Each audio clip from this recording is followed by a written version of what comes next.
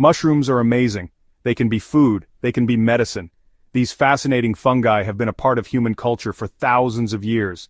From ancient civilizations using them in rituals to modern chefs creating gourmet dishes, mushrooms have always held a special place in our lives.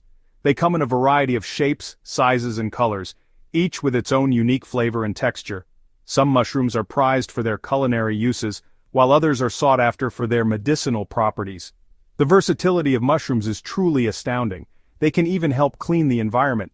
Certain types of mushrooms have the ability to break down pollutants and toxins, making them valuable allies in the fight against environmental degradation.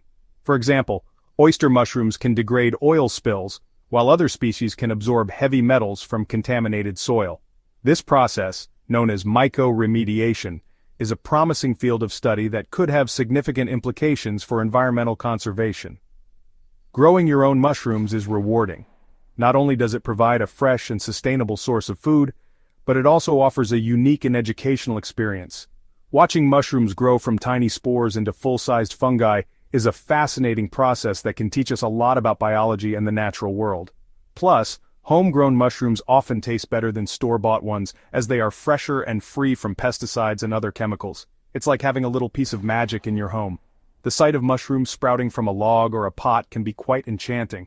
It's a reminder of the incredible diversity and resilience of life.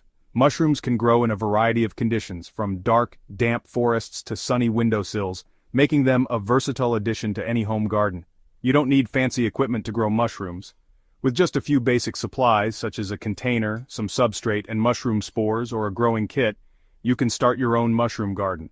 There are many resources available online and in books that can guide you through the process, making it accessible to beginners and experienced gardeners alike. You can start with mushrooms from the store. Many common varieties, such as button mushrooms, oyster mushrooms, and shiitake mushrooms, can be propagated from store-bought specimens. By using the stems or spores from these mushrooms, you can cultivate your own supply at home. This is a cost-effective and convenient way to get started with mushroom growing. This is a fun and easy way to learn about the fungal world. Growing mushrooms can be a great educational activity for children and adults alike. It provides a hands-on way to learn about the life cycle of fungi, the importance of mycelium, and the role of mushrooms in ecosystems. Plus, it's a rewarding hobby that can yield delicious results. Mushrooms are the fruit of a larger organism. What we see above ground is just a small part of the mushroom's life cycle. The main body of the fungus, called the mycelium, is hidden beneath the surface. This network of thread-like structures spreads through the soil or wood, breaking down organic matter and absorbing nutrients. This organism is called mycelium. Mycelium is the vegetative part of the fungus, consisting of a mass of branching, thread-like hyphae. It plays a crucial role in the decomposition of organic material, recycling nutrients back into the ecosystem. Mycelium can form vast networks that connect different plants and trees, facilitating communication and nutrient exchange between them. It looks like white threads and grows underground or inside wood. These threads can spread over large areas, forming a complex and interconnected web. In some cases, mycelium networks can cover several acres, making them some of the largest living organisms on Earth. This hidden network is essential for the health of forests and other ecosystems, as it helps to break down dead plant material and recycle nutrients. We will use store-bought mushrooms to get mycelium. By carefully cutting the stems and placing them in a suitable growing medium, we can encourage the mycelium to grow and spread. This process requires patience and attention to detail, but it can be a rewarding way to start your own mushroom garden. This mycelium will then grow on corn. Corn kernels provide an excellent substrate for mycelium growth, as they are rich in nutrients and easy to work with. By inoculating the corn with mycelium, we can create a thriving environment for mushroom cultivation. This will let us grow even more mushrooms. Once the mycelium has colonized the corn, it will begin to produce mushrooms. These homegrown mushrooms can be harvested and enjoyed in a variety of dishes, providing a fresh and sustainable source of food. Growing mushrooms at home is a rewarding and educational experience that can bring a little bit of magic into your everyday life. The easiest mushrooms to grow at home are oyster mushrooms. They are strong and forgiving. They can handle small mistakes. When choosing oyster mushrooms at the store, look for fresh ones. The caps should be firm and plump. Avoid mushrooms that look dried out or slimy. You can experiment with different kinds of oyster mushrooms. Pink, yellow, and blue oyster mushrooms are beautiful and delicious. No matter which kind you choose, make sure the mushrooms are healthy. This will give your mycelium the best start. You don't need a real lab to grow mushrooms. In fact, many successful mushroom cultivators start right in their own homes. The key is to create a clean and organized space where you can control the environment and minimize contamination risks. A clean and organized space will work. Your kitchen can be an ideal location because it's a space that's already designed to be clean and easy to sanitize. Plus, it's convenient to have all your supplies within reach. A kitchen counter is a good choice. Make sure to clear off any unnecessary items and give the surface a thorough cleaning before you start setting up your mushroom cultivation area. You will need a few things before you begin. Start by gathering all the necessary supplies. This will save you time and help you stay organized throughout the process. Glass jars with lids work best. These jars will be used to hold your substrate and spawn, so it's important that they can be sealed tightly to prevent contamination. Mason jars are a good option. They are readily available, affordable, and come in various sizes to suit your needs. Make sure they are clean and free of any cracks or chips. Use whole, dried corn kernels. These will serve as the substrate for your mushrooms. Corn kernels are a great choice because they are easy to find and provide a good nutrient base for the mycelium to grow. You can find these at the grocery store. Look for whole, untreated corn kernels in the bulk section or the baking aisle. Avoid any that have been treated with chemicals or preservatives. A pressure cooker is important for sterilization. Sterilizing your substrate is crucial to prevent contamination from unwanted bacteria or mold. A pressure cooker allows you to achieve the high temperatures needed for effective sterilization.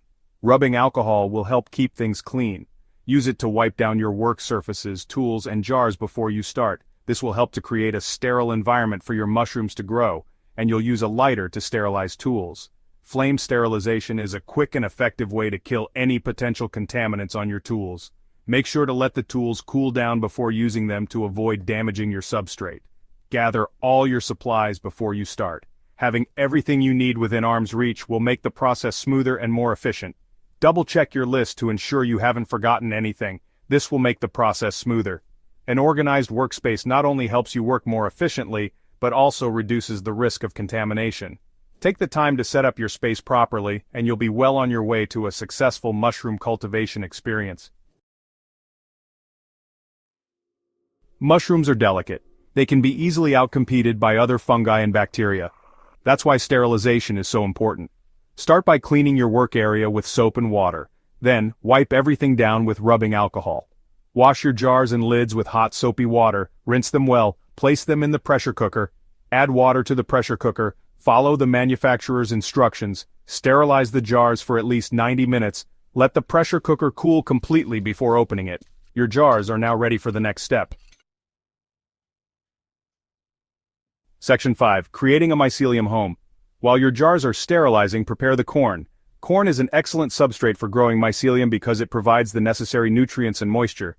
Rinse the corn kernels under running water. Make sure to use cold water to help remove any surface starches. This will remove any dust or debris. It's important to ensure the corn is clean to prevent contamination. Place the rinsed corn in a pot. Use a large enough pot to allow the corn to expand as it absorbs water. Cover the corn with water. Make sure the water level is about an inch above the corn. Bring the water to a boil.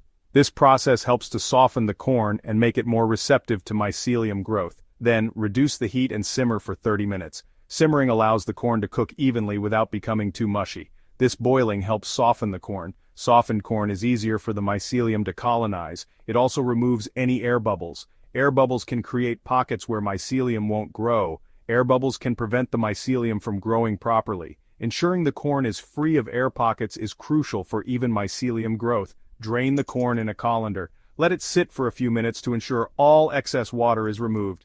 Spread it out on a clean towel to dry. This step is important to prevent excess moisture, which can lead to contamination. Once the corn is cool, it's ready to go into the jars. Make sure the jars are sterile to avoid any contamination. Fill the jars about 3/4 full to leave room for the mycelium to grow. Section 6. The waiting game. Now it's time to introduce the mushroom to its new home. Carefully remove a sterilized jar from the pressure cooker.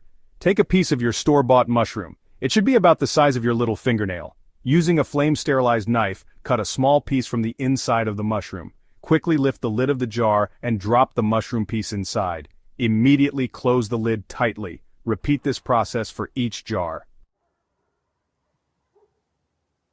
Section 7. Signs of success. Store your jars in a dark, warm place.